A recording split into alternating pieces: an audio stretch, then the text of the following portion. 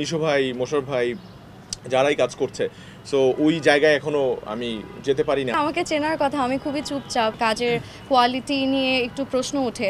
এই যে রক্তের একটা বন্ধন, আতা ফল এনে দিচ্ছে, তারপরে পিঠা বানিয়ে এনে দিচ্ছে, শুটকির বড়া বানিয়ে এনে দিচ্ছে। নিশো ভাই, মোশাররফ ভাই যারাই কাজ করছে, সো ওই জায়গায় এখনো আমি যেতে পারিনি। আমার কাছে মনে হয় যে আমার এখনো অনেক কিছু নাটকে দেওয়ার বাকি।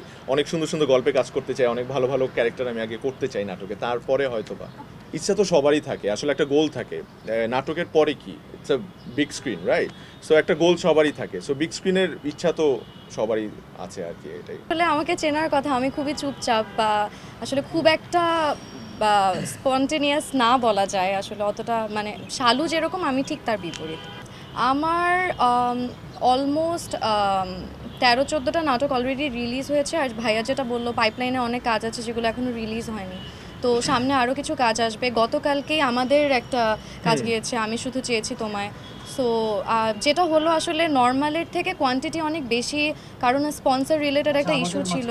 আসলে অন্যান্য সময়ের থেকে এবার কোয়ান্টিটি একটু বেশি, যেহেতু আগের ভ্যালেন্টাইনে অনেক কাজ রিলিজ হয়নি, সো ওই কাজগুলো জমেছিল। এবার ঈদে আমার অনেক আগের কাজ, যেমন অলমোস্ট হচ্ছে যে 7-8 মাস আগে করা কাজ এবার রিলিজ পেয়েছে। সো কিছু এক্সক্লুসিভ কন্টেন্ট থাকে আমরা ঈদের জন্যই করি, বাট পাশাপাশি আরও কিছু ইউজুয়াল টাইমে যে কাজগুলো করা হয় ওগুলোও অ্যাড অন হয়েছে। এই কারণে আসলে অনেকে যেটা বললো যে ভাইয়া একটু আগে মেনশন করেছে যে আসলে কাজের কোয়ালিটি নিয়ে একটু প্রশ্ন ওঠে, বাট এটা আসলে স্পন্সর রিলেটেড একটু ঝামেলার জন্য আমাদের আসলে অনেক বেশি কাজ একসাথে মানে কম টাইমে চলে আসছে। আচ্ছা, তোমাদের গল্প বাদে তুমি 3টা পছন্দের কাজের নাম বলো তোমার।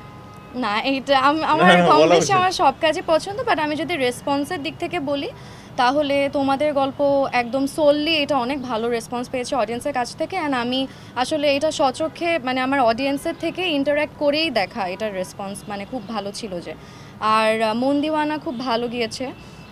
তারপর হৃদয়ের এক কোণে রিসেন্টলি সুলতানে আমাদের একটা কাজ রিলিজ পেয়েছে, ওই কাজটাও মানে খুব ভালো রেসপন্স পেয়েছে অডিয়েন্সের। হ্যাঁ, আমি শুধু চেয়েছি তুমি, এটা তো রিসেন্টলি রিলিজ হলো, এটা আমাদের খুব পছন্দের একটা কাজ। লোকেশন, নতুন লোকেশন পেলে আসলে আমাদের জন্য খুব ভালো লাগে যে স্ক্রিনে নতুন কিছু আসলে শোকেস করা যায় অডিয়েন্সকে। তো লোকেশন তো খুব ভালো ছিল। আর আসলে আমরা না এত কিছু দেখি নাই, আমরা কাজটা করার সময় মানে আমরা সবাই আর্টিস্টরা এত ইনভলভ ছিলাম কাজটার সাথে। সো আমাদের যেই লোকেশনেই হোক না কেন, উই এনজয়েড ইট আ লট। ফুপু ভাইস্তা, এই যে রক্তের একটা বন্ধন, এটা কাছ থেকে নতুনভাবে ফিল করলাম। আর তোমাদের গল্পের আমাদের সবাইকে ওই ফুপুর বাড়ির প্রতিটি মানুষ আমাদের পরম যত্নে লালন করেছেন, ওনারা আদরে রেখেছেন আমাদেরকে। ওনারা নিজেরা সব রুম ছেড়ে দিয়ে ওনারা অন্য অন্য বাড়িতে আশ্রয় নিয়েছেন, কারণ আমরা এতগুলো মানুষ আমাদেরকে, এবং শীত, তাই না, শীত, কনকনে শীত, ওখানে অদ্ভুত বিষয়, লেপ কাঁথা বালিশ সব নতুন চকচকে ওনাদের রেডিমেড ছিল। এবং আমাদের কারো যেন ওয়াশরুমের প্রবলেম না হয়, শাওয়ারের প্রবলেম না হয়। কোথাও গিজার ছিল, আবার কোথাও একটু গিজারের জন্য লাইন পড়ে গেছে, সেখানে ওনারা গরম পানি করে দিচ্ছেন।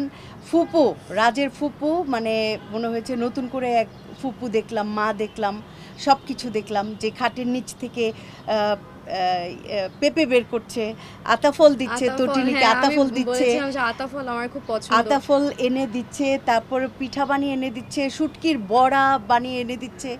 মানে প্রতিটা মানুষ, মেহেদি নামের আমাদের যে রাজের ফুপাতো ভাই, ওর কথা না বললেই না, মানে যে এতটা ভালোবাসছে সব্বার পেছনে।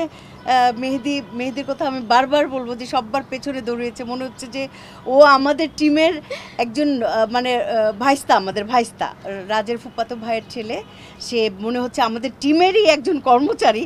এইরকম সব্বার পিছনে মেহেদি মানে মায়া ছড়িয়ে দিয়েছে। তো আমাদের তোমাদের গল্প, আবার বলছি, তোমাদের গল্পের একটা মানে বলবো যে হৃদয় জুড়ানো একটা জায়গা হচ্ছে রাজের ফুপুর বাড়ি।